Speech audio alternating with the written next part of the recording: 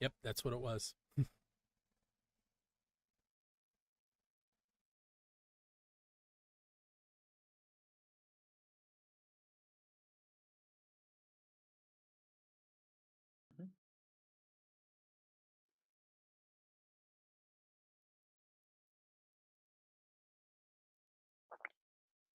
What's up, everyone? You're tuned into episode 119 of Three Questions and a Song, the podcast and show where the title says it all. With me tonight, I have Lago, and I'm going to let you tell the listeners and the viewers a little bit about yourself. Um, as a artist, you go by the Spikes. hmm Can you tell us a little bit about the Spikes? Yeah, so um uh, yeah, so I mean I'm is so yeah, so the Spikes is my alias, you will know a name.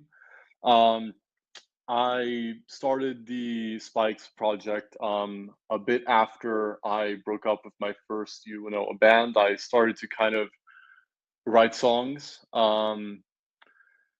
And and I kind of just got into um and I kind of just got into a more of a separate scene.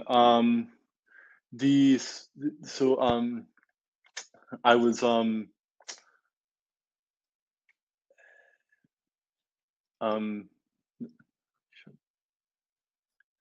no the Spikes sort of started off as a a solo, a project.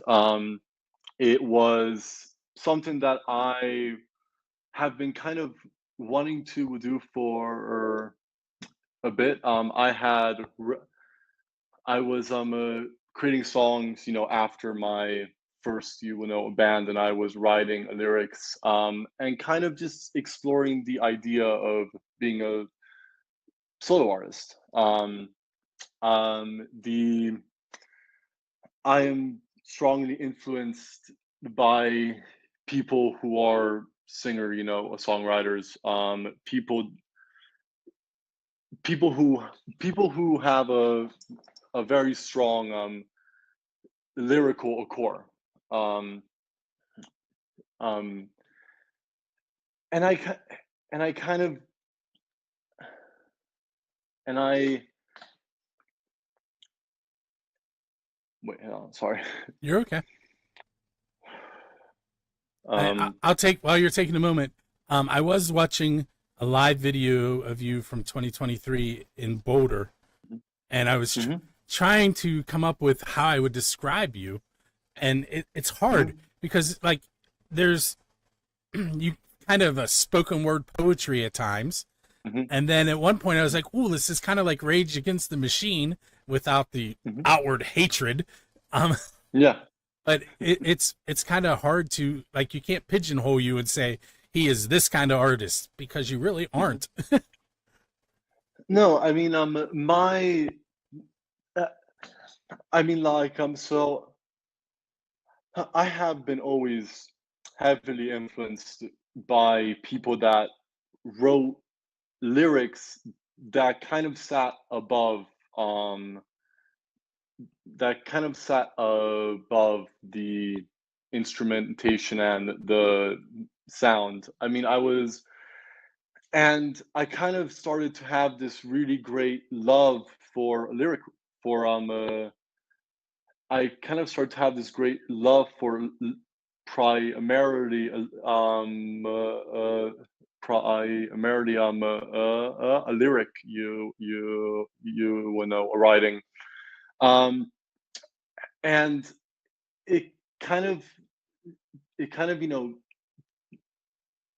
it it kind of start it kind of started off small as just me just like creating songs, just simply for the hell of it, just to write. But I kind of got more into the process, and I was also influenced by the mu- I was also influenced by the people that I loved and by the people and by the people that heavily interest me, and it kind of grew into more of kind of into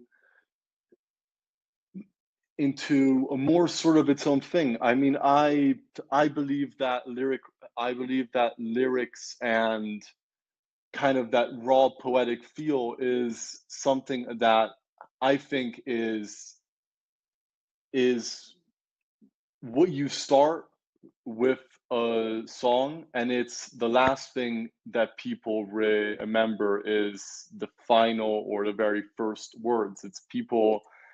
I have a feeling that people remember more the words than, and they kind. Uh, I have a feeling that people kind of have this. People always. Uh, The lyrics themselves are what stick out, and the music is yeah, kind of the background that helps with the feelings. yeah, yeah, yeah. I mean, yeah. I mean, I I think that there is such a great power with how lyrics are, and with using the right words can invoke such raw and intense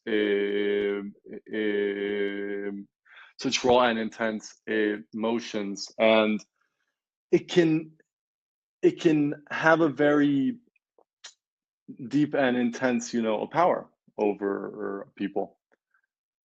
um I the song that we're going to feature tonight, the Guns for the Children. When I first read the title, I was like, "What?" And then when I read the background on it, which I'll let you talk about a little bit later, it like it's very powerful, to use the word that you were just using. In fact, I was talking about it earlier on the phone with the gentleman who runs or owns music from the 412, and my daughter overheard, and she's like, "Wait, what? This sounds like something I want to check out." So my my 14-year-old daughter will be checking out your music momentarily. Awesome.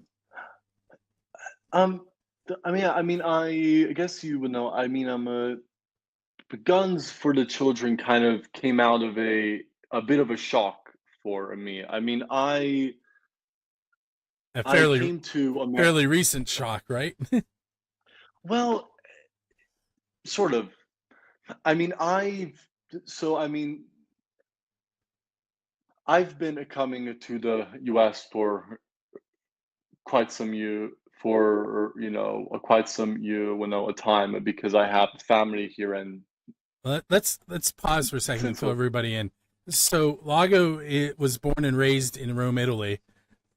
So when he's going to tell you about shock, it's about coming to the U.S. and Mhm, also fluent in Italian and doing a great mhm, job in English. So mhm. I Well, parla d'italiano di piccolo with a really bad accent.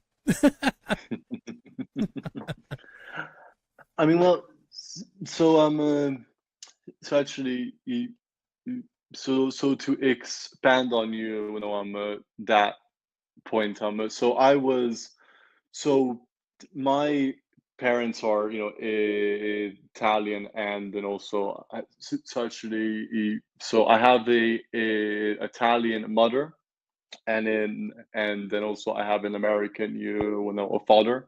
So I was always kind of so I always kind of grew up with speaking both. Um, so I kind of grew up speaking both, language. I grew up speaking both languages at home. Um, so so English is kind of primarily, like, I would consider, like, one of my first, languages. But y- but uh, and like okay. So obviously I had come to the US several times, but there was this singular trip that I took when I was in the US. I think it was roughly, I can't remember if it was 2 or 3 years ago, but I remember sort of heading into this Walmart. Um, and and like you've got all of all of like the usual aisles. I am I don't quite remember exactly where I was in the US. I think it could have been Frisco or somewhere else, but um, I remember distinctly having seen. I re it, it's like such a surreal image. I was heading down the toy aisle with my mother and sister. And I remember distinctly that in front there was the gun section. Um, and that kind of, I mean, it shocked me. It's something that stuck to me, and it it never really left. It was an image that I think, I mean, it- look, I mean, first off, just the fact of seeing um, handguns and um, handguns and shotguns and just all these ammo, and just seeing that in a grocery store or in like a it that was already a shock for me, because we don't have that in South Italy. I don't think I've ever seen a gun store inside of Italy in my life.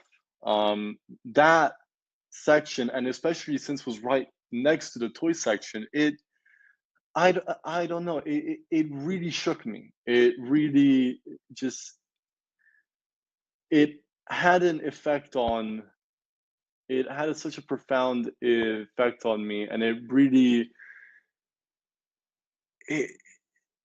it was almost, I mean, like a realization of just, because obviously I knew that you could purchase a gun within the like US, but I didn't know how, I mean, Readily just available. how widely available. I mean, for me, the concept that someone can head into a grocery store, purchase some milk, some cereal, and a shotgun just boggles me. It really struck a chord to me. So afterwards, I kind of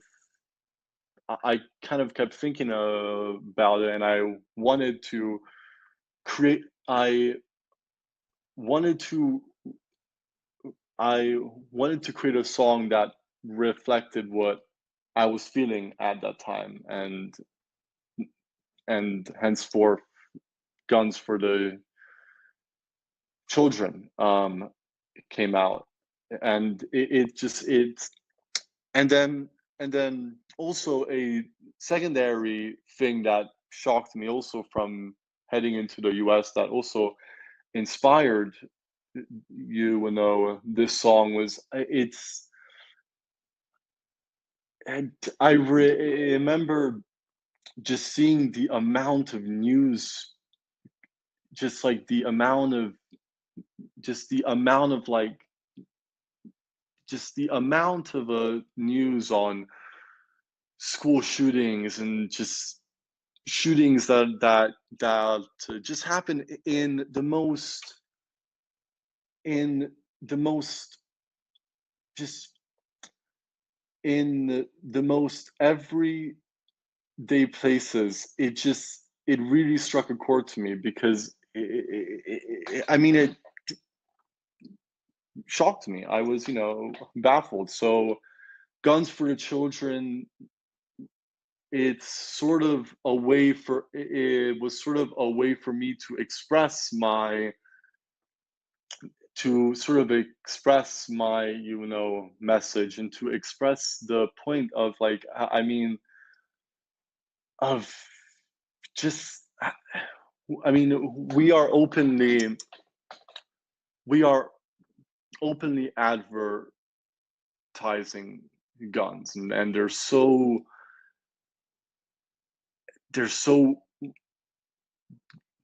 and like they're so, Like they it's are so it's part of the norm here. Like it yeah, doesn't phase us.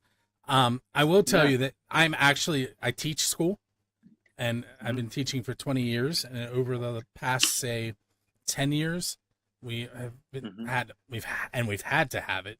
We've gone through a mhm, ton of training because of exactly what you're saying, where just, mhm. there can be no reason at all, and somebody comes into the school and with a weapon. And Yeah, so I and completely shocked here myself, but for mhm. a different reason. But still, the Yeah, no, no. ultimate cause is the fact that the guns are readily available. Yeah, and then and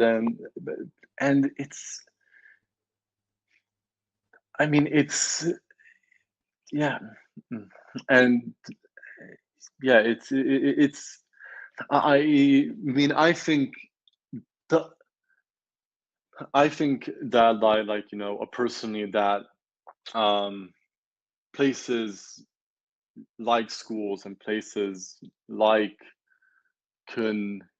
convenience stores and gyms and just stadiums, they should be safe. You shouldn't have to walk through a child shouldn't have to walk through a metal detector just simply to get to their science class. I mean, it shouldn't be that. It's and that's kind of what, and I'm a that's kind of what, I'm a and it's kind of what this song is, it's all about. It's if we keep going through this, and if we keep having all of, like, and also, I mean, if we keep having all of these all of these all of these widely available, you know all these widely available weapons, it's just not going to end well. It's not going to end well for anyone. It's just going to breed violence. It's going to it's going to cause, and then actually it's all and then and naturally it's already causing harm, and peop, harm to, not to not to to not just the kids, but also just to the families, and just the school, and just everyone that has to just go through. It's a horrendous sort of, like, it's in it's a it's it's in it's in epidemic. I mean, I find it's horrible. So I'm gonna switch off, and we're gonna get a little Yeah, lighthearted now. Um, yeah. so we did the song part first. Now I'm gonna ask 3 questions, and I have a question Hmm. that I ask on my other podcast all the time. Um, it's my Hmm. unofficial build to scene question, and I'm curious to see what your answer will be because you've been both in Italy and in the United States. And the question is, what is the best pizza you've had because you're a musician? So it has to be like at a recording session or on your way to or from a show, or maybe you ate at a venue that you were playing at. And I'm really hoping you're going to tell me a place in Italy. But if it's in the U.S., so be it. Um, I guess like the best, pizza I've had was there's this place inside of Italy which I usually head to. It's super close to it's close to where I used to go for for like for my like primary school. It's kind of tucked in like a small little alleyway. Yeah, it's super. Yeah, it's great food. It's super simple, really great food. Yeah, Um, do you know the name of it? I I think it's called Il Bare Straro. Very cool. I tell people someday I'm going to go to all of these pizza places. I probably won't make it to that one. I mean, well, it's super, close to the, center. It's yeah. So we're gonna watch your video in a little bit, Hmm. and I was reading your one sheet, and it mentions that your father is a well-known American director that has Hmm. won awards for music videos, and I'm curious, Hmm. did he have any input on your video, or did you go elsewhere? He is the one that directed my music video. He's the director of the video. Um, but wait a second. But by input, do you mean did he have any was he an inspiration or by? Like, um, how much how much freedom did he give you, or like was it your idea? Was it his idea? Oh no, no. I mean, we had. I mean, I had a complete freedom. I had a complete freedom. I mean, I I had the freedom to kind of perform how I wanted it to perform. Okay, look, now obviously I mean, you know, it, since he's kind of putting his director hat on, he made me no sorry no like not made me but he advised me on like little small the changes here and there, but the video was it was actually inspired by there is this film on or like a documentary sort of thing which is called what was the name? It was called I think it was called yeah one more time with feeling, and it's a documentary on Nick Cave. And in that video, there were kind of like these beautiful lights that like the crew had set up in the in the in the background of while he was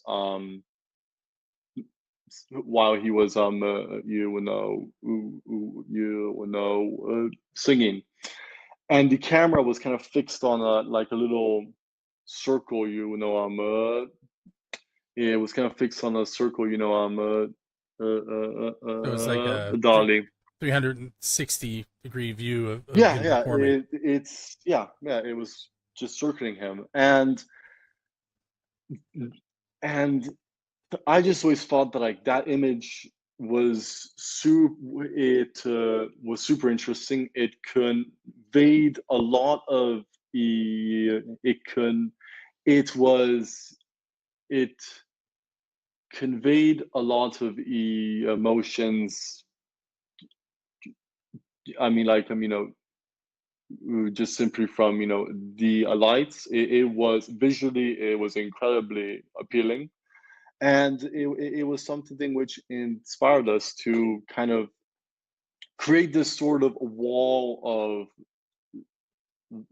create this sort of wall of light that is happening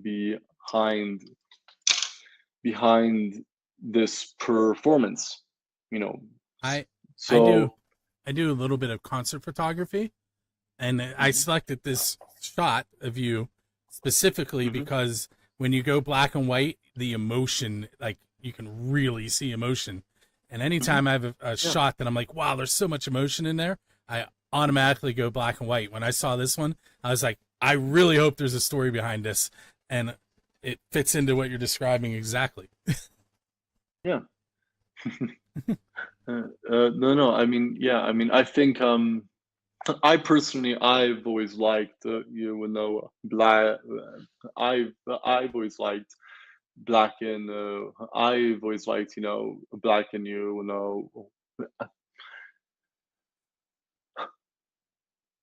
I've always, liked that black and white aesthetic. I mean, growing up, a lot of the a lot of the photographers and the sort of the films and and just I mean like just simply it just simply the simplicity of that just got to me. I I think I think it's a great I think it's a great medium, and I think it also it works for the type of songs and and the type of kind of the type of words that I like to write. Um, So that's yeah. my third question is going to be about your writing. Um, Hmm. so this week I've been working with first graders, and I've been teaching them about color. And today we were talking Hmm. about the emotion of colors, which, by the Hmm. way, is hard to talk to first graders about. But that Hmm. was what I was doing. Um, so you're a poet and a visual artist and a singer Hmm. songwriter. How, like, when you come up with an idea, like, do you know immediately I'm going to write a song about this, or like, is there sometimes where you're like, maybe this will be better in a poem form, or Hmm. oh, I could convey this on a canvas or whatever your medium is of choice. Like, how do you decide where it's going to end up? I mean, well, that's kind of tricky. I my my sort of um creative flow, I think we can call it my creative flow. It it's it is a bit tricky. So there are times there there are times um when I kind of think of immediately like what the song is about, what I'm gonna write. I mean like for instance, for Guns for the Children, it was a pretty straightforward thing. I knew exactly what I was going to I knew exactly what the subject is, and I knew exactly the kind of imagery that I wanted to pour that I kind of wanted to put within within within this song.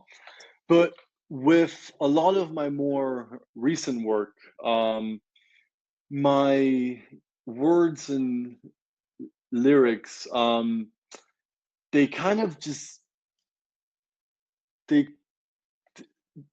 they kind of flow in a more abstract term. I might start the song with writing about a single subject, and then like by by like the by like the by line 4, it might completely you know change.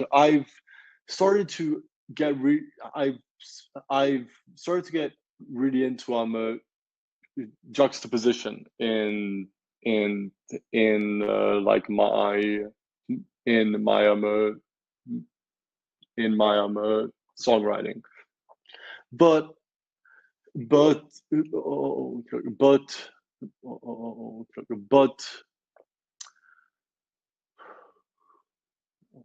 but also I started to also but also I mean I always love it when a song tells a story or has a precise sort of like message that you want to carry on and push forward. So yeah. Yeah, I'm gonna give you a bonus question. Mhm. I said I was sticking to 3 questions in a song and doing 3 Oh, good. questions, but my last question for you is so everything I've heard from you is in English. Mhm. Do you perform with Italian or is it usually English, and how do you make that decision? It's primarily English. When I'm performing here or in the or in or inside of Italy, I prefer to speak in English because primarily because my songs are in English. And so if I'm having to talk in a separate language, it might throw me off. So I don't I ch- I tend to primarily speak English. I mean, okay. Now obviously there are times when you know when I grab a song and and I and I and I and I and I might change it into Italian, but that's become a bit more rare for me at this very moment because it's just it it ruins the flow of the song. And I also, it's also tricky to find the the right piece and like the right line or the right chorus or the right you know a verse to put that in. So yeah, I mean sometimes, but most of the but yeah, but most of the time, no. Okay, so this is just a statement. So when I read the one sheet and I saw that your first name was Lago, um, in Iago, oh, is it an I? Iago. It's yeah, Iago. Oh, I'm sorry. It looked like an L. Oh, it's all good. Oh no, I always it's a capital, Okay, a that capital I, that changes what I was going to say then, because I looked it up. I was trying to figure out what it might mean, and it and means lake, right? yeah, that's yeah, I which is what it means in Spanish too. And I have a Spanish minor, Oh, but my accent in that is really bad too. But all right, well, hmm, I want to thank you for hanging out with us tonight. yeah, yeah, of course. And for those of you that are listening to us and haven't been watching the video, the website is thespikes.org. And what we're going to do now is we're going to take a moment and we are going to listen to Guns for the Children. I want to thank everybody for hanging out with us, and check us out at buildthescene.com, musicfromthe412.com, and go check out thespikes.org.